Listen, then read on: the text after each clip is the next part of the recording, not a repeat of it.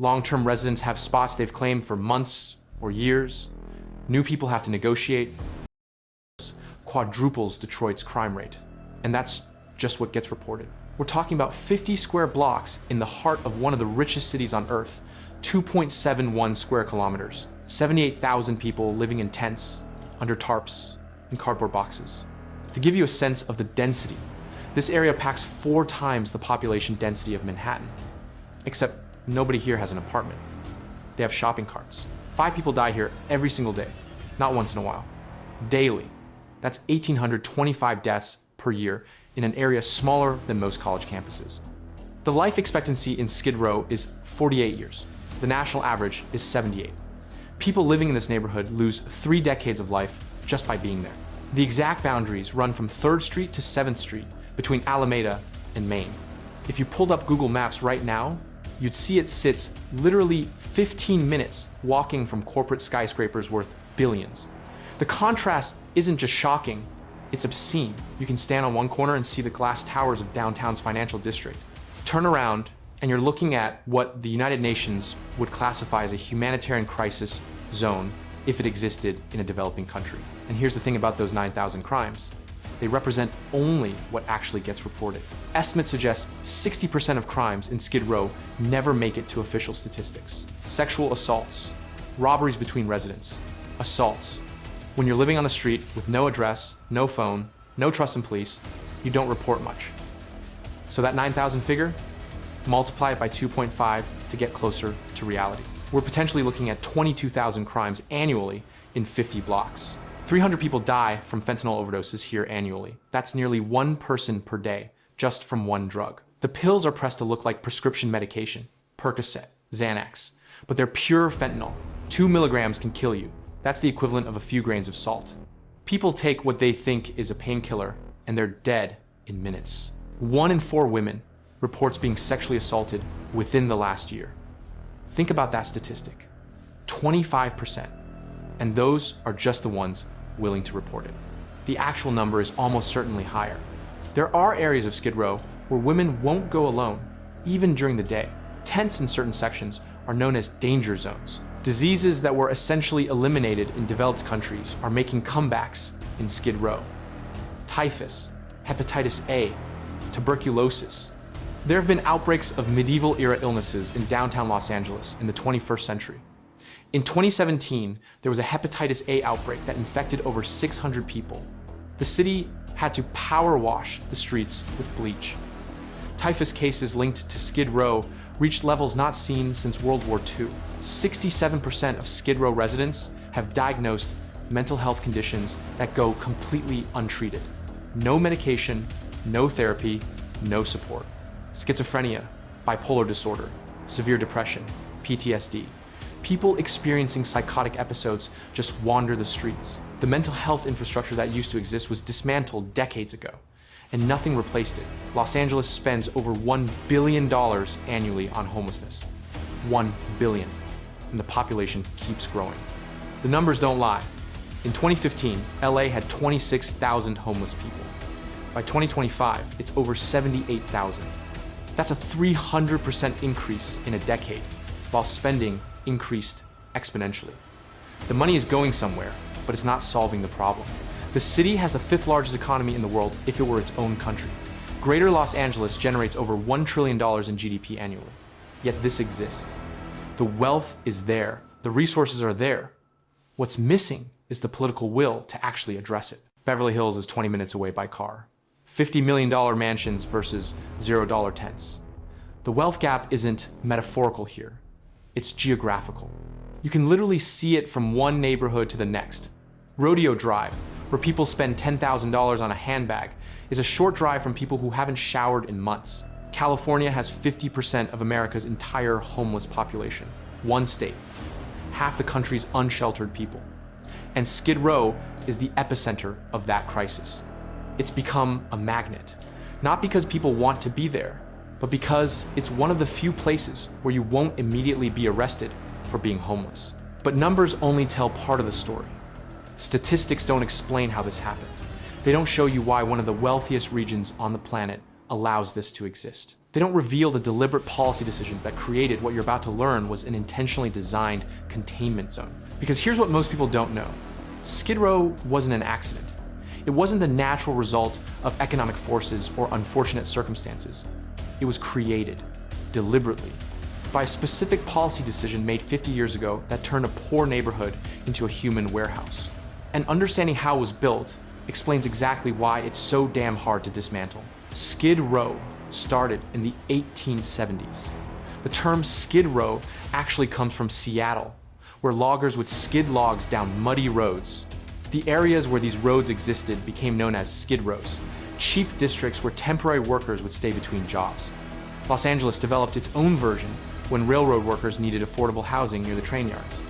It was a practical solution to a practical problem. Workers needed cheap places to sleep near where they worked. By the 1930s and 40s, the Great Depression and returning World War II veterans created the first major concentration of people in the area. But it was still functioning. There were single-room occupancy hotels, SROs, 15,000 rooms, renting for $3 a night. These weren't luxury accommodations. They were 8 by 10-foot rooms with a bed, maybe a sink, shared bathrooms down the hall, but it was shelter. It was affordable. It worked. The neighborhood had an economy. Day labor offices where you could get hired for construction or loading work. Cheap restaurants serving 50-cent meals. Bars, pawn shops, secondhand clothing stores. It was poor, absolutely, but it had structure.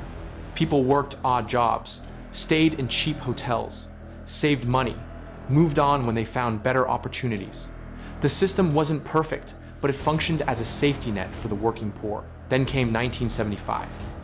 The Los Angeles Police Department officially adopted what they called the containment policy. Let me be very clear about what this was.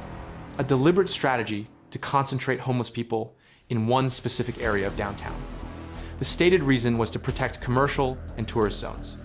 If homeless people gathered in Beverly Hills or Santa Monica, that hurt business. So create one zone where being homeless was tolerated as long as you stayed within the boundaries. Keep them contained, out of sight, out of mind. The policy was never officially written down as let's create a ghetto, but that's exactly what it was. Police would pick up homeless people from other parts of the city and drop them in Skid Row. Social services directed people there. It became an unofficial dumping ground. And once that concentration started, it became self-reinforcing. Services located there because that's where the people were. More people came because that's where the services were. Around the same time, President Reagan was closing state psychiatric hospitals across California. In 1967, California had over 37,000 psychiatric hospital beds. By the mid-80s, that number had dropped below 7,000. Deinstitutionalization was supposed to be paired with community mental health centers. Those centers were never funded. Thousands of people with serious mental illness, people who had been institutionalized for years, were discharged with nowhere to go and no treatment plan. Many ended up in Skid Row because it was the one place police wouldn't immediately arrest them for existing in public. The mentally ill population in Skid Row exploded. People who needed medication, therapy, and structure support were instead living in tents on sidewalks. The population went from 5,000 people in 1975 to 18,000 by 1990, and the character of the area completely changed. It stopped being a place for the working poor and became a concentration of people with severe disabilities, addiction, and mental illness. Then came 1986 and the crack epidemic. Cocaine, specifically crack cocaine, flooded American cities. Skid Row became an open-air drug market. You could buy drugs on literally every corner. Violence exploded. The functional economy that had existed for working poor people collapsed into addiction and survival. Gangs moved in to control the drug trade. Shootings became common. The police response was minimal because of the containment policy, remember? As long as the violence stayed within Skid Row, it was tolerated. Simultaneously, developers started eyeing downtown Los Angeles for revitalization. The Arts District, lofts, galleries, expensive restaurants. Young professionals wanted urban living, but they needed the land. So 75% of those SRO hotels, the 15,000 affordable rooms, were demolished, torn down to make space for luxury developments. The people living in them received no relocation assistance, no replacement housing. They had nowhere to go except the streets. This is the part that people miss when they talk about personal responsibility. The homelessness crisis didn't happen because people suddenly started making bad decisions. It happened because the affordable housing that existed was systematically destroyed without replacement.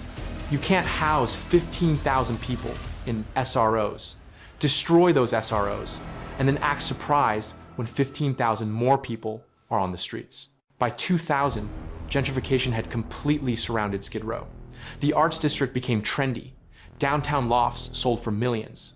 Whole Foods opened. Artisanal coffee shops. And Skid Row remained a 50-block zone of concentrated poverty, literally adjacent to wealth. The contrast became even more stark because now you had young tech workers stepping over homeless people on their way to brunch. Then came fentanyl. Around 2015, fentanyl started replacing heroin on the streets. It's 50 to 100 times stronger than morphine. 2 milligrams, the size of 3 grains of salt, can kill you. It's cheaper to produce than heroin, more profitable to sell, and exponentially more addictive. Heroin addiction was devastating, but fentanyl created instant, deadly dependency. You can't taper off fentanyl the way you might with other drugs.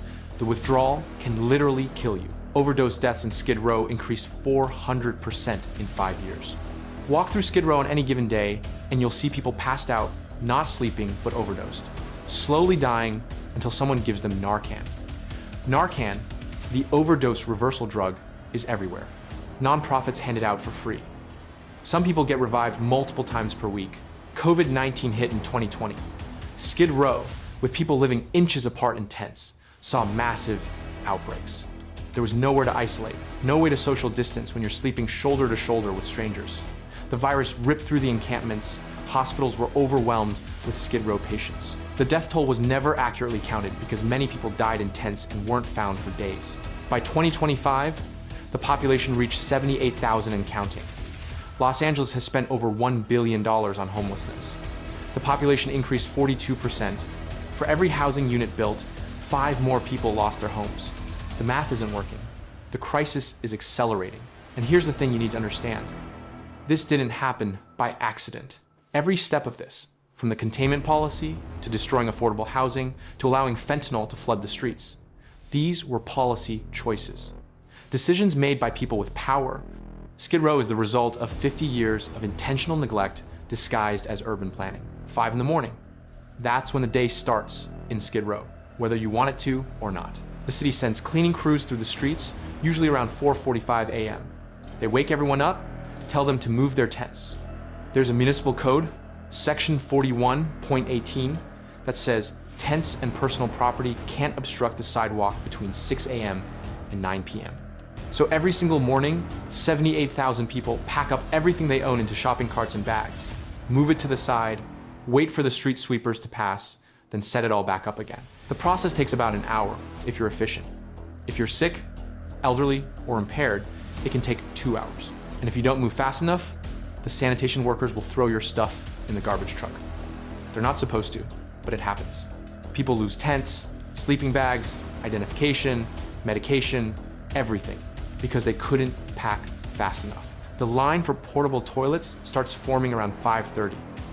The city provides portable bathrooms, but the ratio is absurd. 1 toilet for every 250 people. Do the math on that. 78,000 people, 312 toilets. If everyone needed to use the bathroom once per day, each toilet would need to service 250 people. Obviously, people need to go more than once. So the lines are endless, starting before dawn and continuing all day. Some people just give up and use alleys, doorways, anywhere they can find.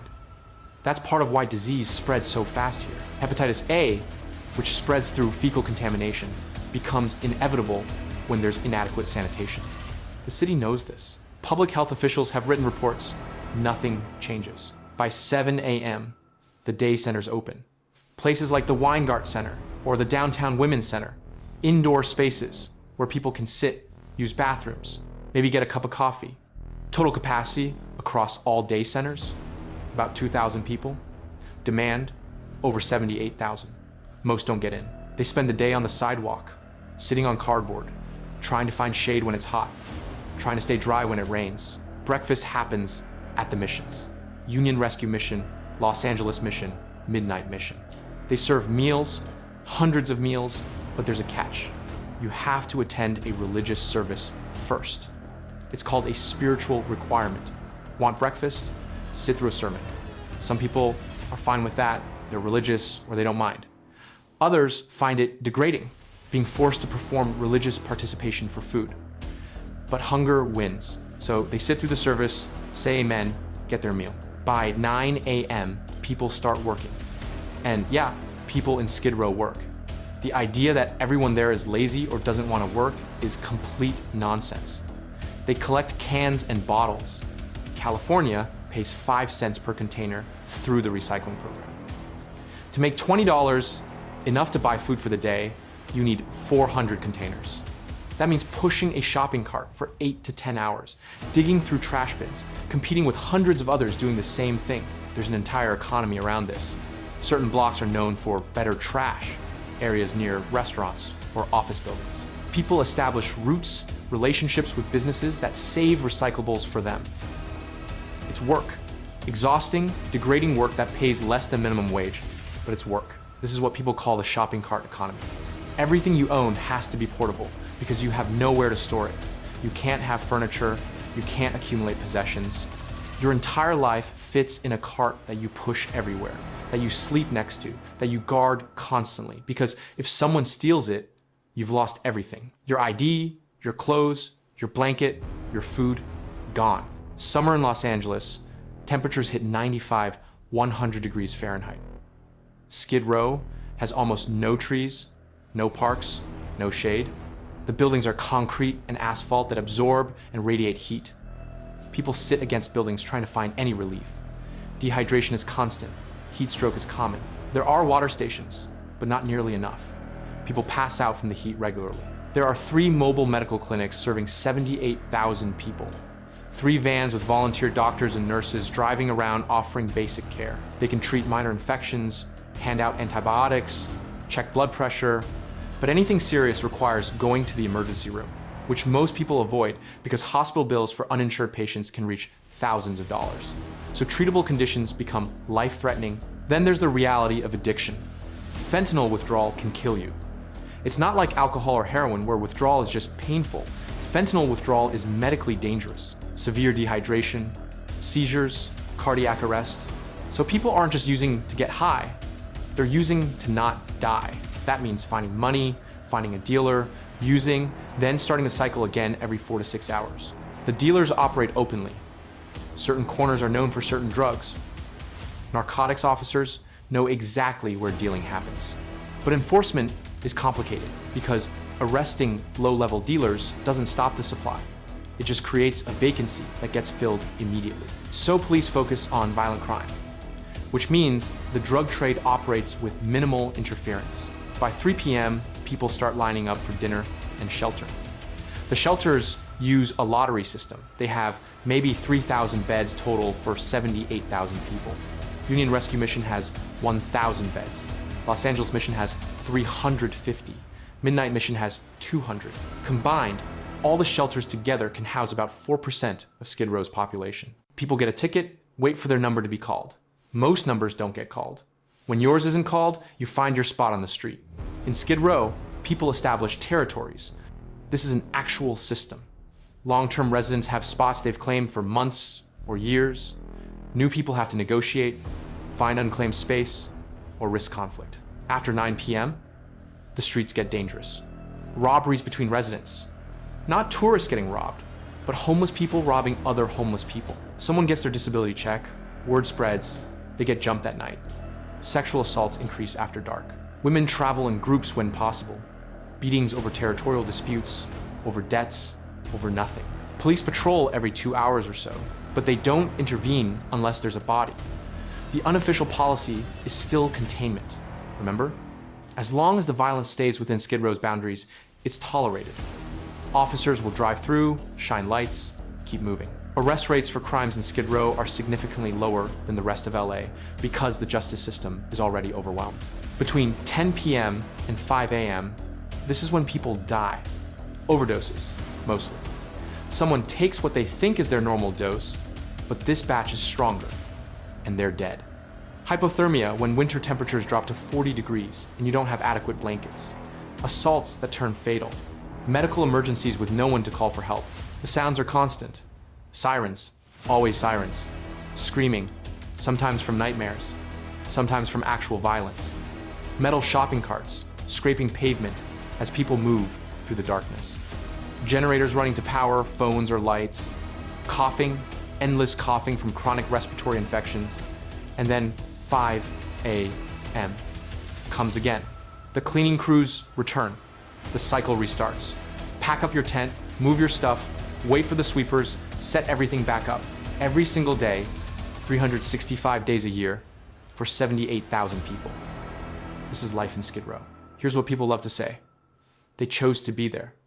They made bad decisions. They're lazy. They're addicts who don't want help. Let me destroy that myth with one fact. 50% of people in Skid Row arrived there with active employment. Half, they had jobs. They were working. And they still ended up on the streets. Want to know why? Math. Pure, simple, brutal mathematics. California's minimum wage is $16 per hour. Work 40 hours a week. That's $640 weekly. $2,773 monthly before taxes. After taxes, you're looking at maybe $2,300 take home. The average rent for a one-bedroom apartment in Los Angeles is $2,400 per month. That's more than your entire take-home pay from a full-time minimum wage job. You literally cannot afford rent and also eat. It's mathematically impossible. And that's assuming you can find an apartment for the average price, which in reality requires first month's rent, last month's rent, security deposit. So you need $7,200 cash just to move in. One medical emergency, one car breakdown that costs $800 to fix, one missed paycheck because you got sick and don't have paid leave, that's all it takes. Suddenly you're choosing between rent and food. Then you're behind on rent. Then you're evicted. And once you're on the street, getting back is nearly impossible. Here's the trap, the catch-22 that people don't understand. To get housing, you need identification, credit history, rental references, and no criminal record. But to get identification, you need a permanent address. To get credit, you need a bank account, which requires identification and an address. To get references, you need prior landlords who will vouch for you. But if you've been homeless, you don't have that. See the problem? You can't get out without the things you lost by being there in the first place. It's a closed loop designed to keep people trapped. And that criminal record part? 80% of Skid Row residents have arrests. For what? Crimes of survival, sleeping in public, sitting on the sidewalk, loitering, public urination when there aren't enough bathrooms. Being homeless is effectively illegal in America. You get arrested, now you have a record, now you can't pass background checks, now you're permanently locked out of 90% of rental housing. Some people have multiple arrests for the same thing, sleeping outside, because they have nowhere else to sleep. Each arrest makes getting housing harder. It's a spiral that only goes down. Los Angeles spends over $1 billion annually on homelessness. Where does it go? That's the question that should keep people awake at night. Audits from 2023 by the city controller found that only 60% of funding reaches actual services. 40% disappears into administrative costs, overhead, salaries for nonprofit executives, consultants, bureaucracy. Here's a specific example. The Proposition HHH bond, passed in 2016, allocated $1.2 billion to build 10,000 units of supportive housing. As of 2025, 9 years later, fewer than 1,600 units have been completed. That's 16% of the goal. Where did the rest of the money go? Administrative costs, environmental reviews, permits, delays. And the units that were built cost an average of $700,000 each. $700,000 for one unit of housing. The national average for similar construction is $200,000. Why is LA's cost 3.5 times higher? Regulations, union requirements that mandate specific wage rates, environmental impact studies that take years, community opposition, NIMBYism that files lawsuits delaying projects, building codes that require expensive materials, permits that cost tens of thousands just to file. The bureaucracy makes it financially impossible to build housing at scale. And here's the incentive problem nobody wants to talk about. Homelessness has become an industry. $5 to $7 billion flows annually through California's homeless services sector. 50,000 jobs depend directly or indirectly on this crisis existing. Nonprofits, government agencies, administrators, caseworkers, social workers, police, emergency medical staff, hospital workers. I'm not saying these people want homelessness to continue. Many are genuinely trying to help. But structurally, systematically, solving the problem eliminates the funding and the jobs. That's a perverse incentive built into the system. Organizations need to show they're serving people to get renewed funding. But if they actually solve the problem, they'd lose funding. So there's an unconscious drive toward maintaining the status quo. Then there's the development angle that people don't discuss. Skid Row keeps property values artificially low in surrounding areas, which makes gentrification more profitable. Developers can buy cheap in areas adjacent to Skid Row, build luxury housing, and sell high because the contrast makes their developments look premium. Every luxury building built near Skid Row increases pressure on the area while simultaneously benefiting from its existence. And fentanyl changed everything. Before 2015, heroin was the drug of choice in Skid Row. Heroin addiction is terrible, absolutely, but it's relatively manageable. You can function somewhat on heroin. Hold a conversation, do day labor, maintain some structure in your life. Fentanyl is 50 to 100 times stronger than morphine. 2 milligrams kill you. That's the size of 3 grains of salt. The addiction is instant and all-consuming. One use can create physical dependency. The high lasts 30 minutes to an hour, then you need more or withdrawal starts. People become completely dysfunctional, unable to think about anything except the next dose. Trunk, which is xylazine, an animal tranquilizer mixed with fentanyl, creates what people call zombification. Users stand frozen for hours, completely catatonic, bent over at impossible angles. The drug causes wounds that don't heal, necrotic tissue that requires amputation, infection spread. It's destroyed any possibility of functional addiction. Overdose deaths increased 400% in 5 years. Narcan, the reversal drug, is everywhere. Nonprofits hand it out. People carry it. But Narcan only works if someone finds you in time and administers it correctly. Many people die alone in tents, not discovered for days. So when people ask why $1 billion doesn't fix Skid Row, this is why. The money doesn't reach the people who need it, because 40% evaporates into bureaucracy. Building housing costs 3 times the national average because of regulations and NIMBYism. There are structural incentives to maintain the problem rather than solve it. The drug crisis, specifically fentanyl, has made the population harder to help than ever before, and the poverty trap is designed to keep people homeless once they become homeless. None of this is accident. It's not unfortunate circumstances. It's design. Systems designed to contain, manage, and profit from poverty rather than eliminate it. Yes, and we know it works because other places have done it. Let's start with Houston, Texas. This is important because Houston is about as politically different from Los Angeles as you can get. Conservative city, red state, very different politics. And yet they've dramatically reduced homelessness while LA's crisis has exploded. In 2011, Houston had 8,500 people experiencing homelessness. By 2023, that number dropped to 3,200. That's a 62% reduction in 12 years. During that same period, LA's homeless population increased by over 300%. What did Houston do differently? Housing first. The model is radically simple. Give people housing immediately, no conditions. Don't make them get sober first. Don't make them prove they deserve it. Don't require them to jump through hoops or complete programs. Just house them, roof over their head, then provide support services, addiction treatment if they want it, mental health care, job training, life skills. But the foundation is stable housing. The logic is straightforward. It's nearly impossible to address addiction, mental illness, or unemployment when you're sleeping on the street. How do you get clean when you're surrounded by drugs? How do you take psychiatric medication when you have nowhere to store it? How do you show up for job interviews when you haven't showered in a week? Housing First removes those barriers. Houston also did something LA refuses to do: unified leadership. They created the Way Home. One coordinating agency with actual authority over 100 different organizations, nonprofits, government agencies, service providers, no bureaucratic fragmentation, no turf wars between nonprofits competing for funding.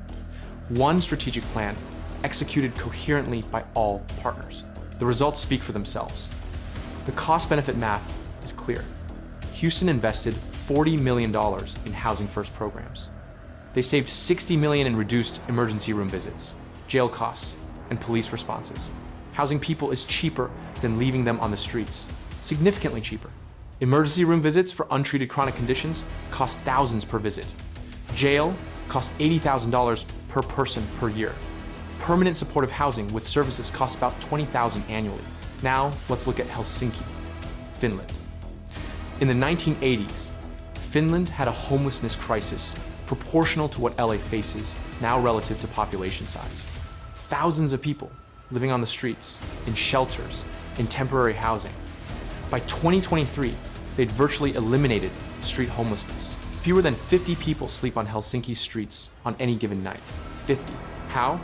The Y Foundation, a nonprofit housing organization, implemented a massive Housing First program starting in 2007. They bought buildings, renovated them, converted them into supportive housing, and rented them at subsidized rates. The rent is 30% of income, whatever that income is. If you have zero income, you pay zero rent until you find work. They invented Housing First as a model. It was developed in Finland, proven effective there, then exported worldwide. 90% of people housed through Finland's program remain stably housed after 5 years. The model works. It's been replicated successfully in dozens of countries: Canada, France, Scotland, Austria. Everywhere it's implemented seriously, it works. Everywhere except, apparently, the United States. So what would it take in LA? Let's do the math. 78,000 people currently on the streets. Add another 72,000 who are precariously housed, one paycheck from homelessness. You need 150,000 housing units built in 5 years to make a real dent. Is that possible? Absolutely. During World War II, the US built 16 million housing units in 4 years for war workers and returning soldiers. The country constructed entire cities from scratch. We have the industrial capacity, the construction knowledge, the materials. We lack the political will. The investment needed is $3 to $5 billion over 5 years. That sounds massive until you remember LA already spends over $1 billion annually with negative results. Spending $3 to $5 billion to actually solve the problem would save money long term by reducing emergency services, healthcare costs, and incarceration. The model needs to be mixed, not one size fits all. Permanent supportive housing for people with severe disabilities, chronic health conditions, serious mental illness. These are people who need ongoing support services integrated into their housing. Transitional housing for people getting back on their feet, who need temporary assistance but can achieve independence. Rapid rehousing with short-term rental subsidies for people who just need help with first month, last month deposit, plus integrated services all on site. Mental health care, addiction treatment, that's voluntary, not mandatory. Job training, life skills, case management. The housing is permanent, the services are available, but participation is voluntary. That's key. Force doesn't work, support does. Legal reform is essential. The regulations that make housing costs $700,000 per unit need to be eliminated. Streamline permitting so projects don't take 5 years to approve. Reduce environmental review requirements for supportive housing. Override local zoning that prevents construction. Make it financially viable to build at scale. And here's the hard part politically. It requires one coordinating authority with actual executive power. Not 20 different agencies competing for funding and credit. Not nonprofits protecting their turf. One leader, one agency, one plan with clear goals, timelines, and accountability. Houston proved this works. The fragmented approach has failed for decades. But let's be realistic about the future, because hope without honesty is just delusion. There are 3 scenarios for Skid Row by 35 years from now. Scenario A, continuity. Everything stays the same. We keep spending billions on ineffective programs. The population keeps growing 8 to 10% annually. By 2030, 150,000 people live on LA streets. Encampments expand into previously unaffected neighborhoods, Venice, Hollywood, Silver Lake. Tent cities become normalized, permanent features of the urban landscape. Costs explode to $10 billion annually just for emergency services, healthcare, and law enforcement. Diseases that were eliminated return as endemic: typhus, tuberculosis, cholera potentially. Tourism declines as conventions and visitors avoid LA, costing $500 million plus in lost revenue. The crisis becomes the defining characteristic of Los Angeles, overshadowing everything else. Scenario B, total criminalization. The Supreme Court ruling in 2024, Grants Pass v. Johnson, allowed cities to arrest people for sleeping in public even when shelter space doesn't exist. LA goes full enforcement, mass arrests, strict anti-camping laws, aggressive sweeps pushing people out of downtown. Where do they go? Anywhere, everywhere. Neighboring cities, surrounding counties, the riverbed, the desert. The problem disperses but doesn't disappear. And the cost is astronomical. $80,000 per year per person to incarcerate versus $20,000 for housing and services. Plus, anyone arrested gets a permanent criminal record, making reintegration into society effectively impossible. It's a cycle that only creates more homelessness. Scenario C, actual solution. This requires political will we haven't seen yet, but remains possible. Housing First implemented at massive scale. 150,000 units in 5 years. Prevention through real rent control and strong tenant protections so people don't become homeless in the first place. Coordinated services with one authority managing everything. Legal reform eliminating barriers to construction. This scenario requires elected officials to prioritize solving homelessness over appeasing homeowners who oppose construction. It requires spending money upfront to save money long term. It requires looking at what worked in Houston and Helsinki and swallowing pride to copy it. The evidence exists. The blueprint exists. What's missing is courage. Here's why you should care, even if you don't live in LA, even if you've never been to Skid Row, even if you think this doesn't affect you. You're closer to homelessness than you think. Studies show most Americans are 2 or 3 crises away from losing housing. Medical emergency with inadequate insurance, job loss during an economic downturn, divorce, car accident, serious illness. That's it. That's all it takes. The systems that failed people in Skid Row exist everywhere. Unaffordable housing, inadequate healthcare, lack of mental health services, addiction treatment that costs thousands out of pocket, wages that haven't kept pace with cost of living. These aren't LA problems. They're American problems. Skid Row is just where those failures are most visible. Skid Row measures our collective moral failure as a society. 5 people die there daily, 1,825 per year. That's more casualties than most wars. And we have the resources to stop it. The wealth exists, the knowledge exists, the solutions exist and have been proven effective elsewhere. We choose not to implement them. That choice says something profound about who we are as a society, what we value, who we consider worthy of help. The question is, what are we going to do about it? Because doing nothing is a choice. Accepting the status quo is a choice. Allowing this to continue is a choice. And every day we make that choice, 5 more people die in the richest city, in one of the richest countries in human history. That should be unacceptable.